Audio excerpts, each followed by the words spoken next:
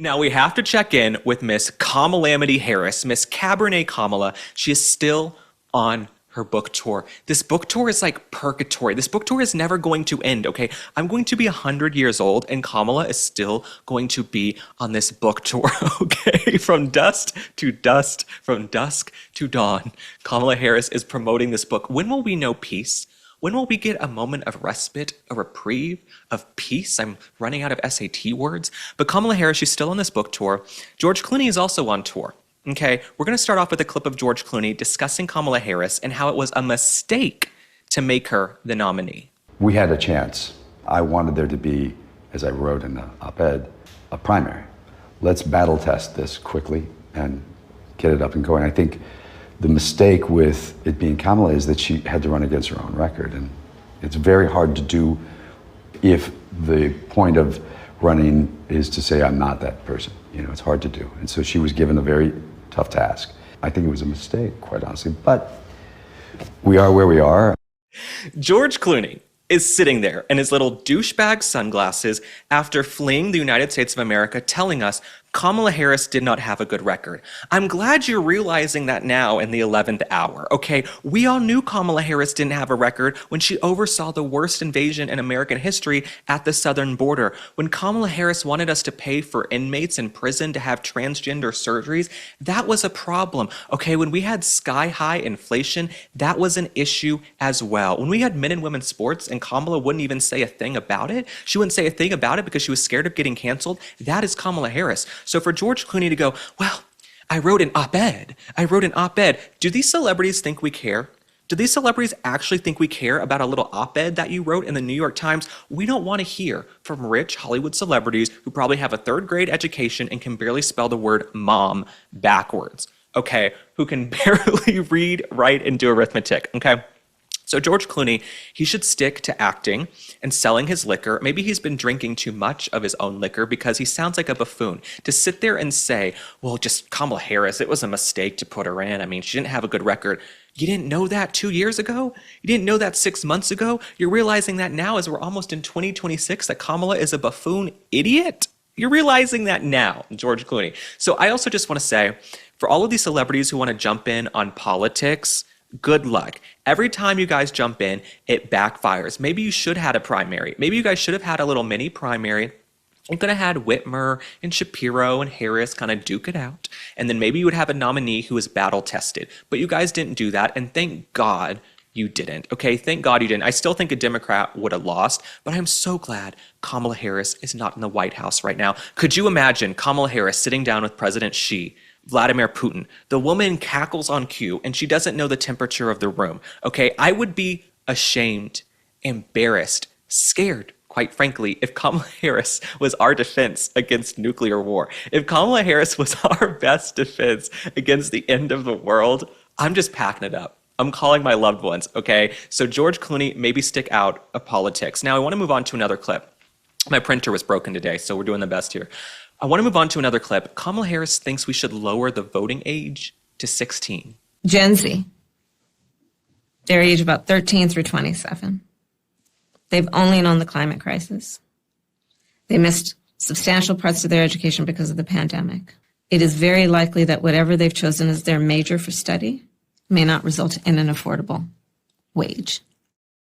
They've coined the term climate anxiety to describe fear of not only being able to buy a home, but that fear will be wiped out by extreme weather, but fear of having children.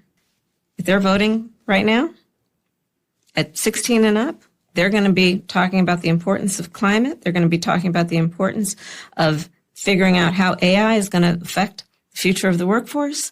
The reason Kamala Harris wants to lower the voting age to 16 is because she thinks it might help her win, right? She can't convince adults who are functioning and have frontal lobes connected and who are grown, mature adults. She can't convince them to vote for her because we can all see she's an idiot. But 16-year-olds might be like, Kamala's great. She's promising us free this and free that. We might like Kamala Harris. She's on TikTok doing a dance. No, okay? Lowering the voting age to 16 would be terrible. But this shows how desperate Kamala Harris is getting. She can't win. She can't win over the American electorate. So she just wants children to turn out and vote for her. And I guess this is okay because she also believes children should have transgender surgeries and be injected with hormones before they can even vote, drive, serve this country. So this is part and parcel of what Kamala Harris is all about. I think it is a horrible mistake to lower the voting age to 16. She also talks about climate anxiety. Kamala Harris has done this for years. She says the biggest issue facing young people is climate anxiety. Young people are just so scared about the climate. I'm here to tell you, young people are like, we want to buy a home, we want food, we want healthcare. We just want to have a white picket fence and a driveway and a car and a wife and kids and just have the American dream that our ancestors had. I don't ever hear from young people telling me that they're up at night worrying about the climate. Maybe a few deranged liberals. Okay. And she says these young people aren't having kids because of the climate. It's like, no, these young people aren't having kids because they don't have money. They don't know how to date because of the technology. A lot of them have turned into non-binary, polyamorous, LGBTQ people. Okay. So they're not dating and they're not having kids. And that's why the birth rate is at an all-time low. Okay. The CDC reports the birth rate is at an all-time low. So she thinks lowering the voting age to 16 is going to make a difference in this country. Kamala, you're an idiot. And I want to look at one last clip of Kamala Harris. She talks about how the Democrat Party has all of these stars like AOC, Crockett, Mamdani. Let's take a look. We have Hard so not many to. stars in our party. There are so many stars. And let's not be afraid of them. You talk about Mamdani. I mean, he's exciting this group of people who otherwise don't think of themselves as being aligned or a part or even seen by the system. You just look at the range of what we have. So many. Jasmine Crockett, who I just talked to recently. I mean, we have so many stars. Kamala Harris, put down the liquor bottle immediately. Step away from the mini bar. Okay, Kamala Harris, she's on that podcast slurring. We have so many stars in the party. We have just so many stars. And she sounds like Anna Nicole Kamala. She sounds like Anna Nicole Harris. Anna Nicole Kamala thinks that Mamdani and Crockett and AOC are stars. Honey, I think you're seeing stars. I think you're seeing stars and you should have been cut off by the bartender a few hours ago. Okay, Kamala Harris, your family needs to step in. Your family needs to step in. As I've said, or maybe the sequel to her book, 107 Days, could be 12 Steps. Kamala, you're sitting there slurring, and I don't think you are seeing stars in the Democratic Party. I think you're seeing stars because you're about to black out and go unconscious.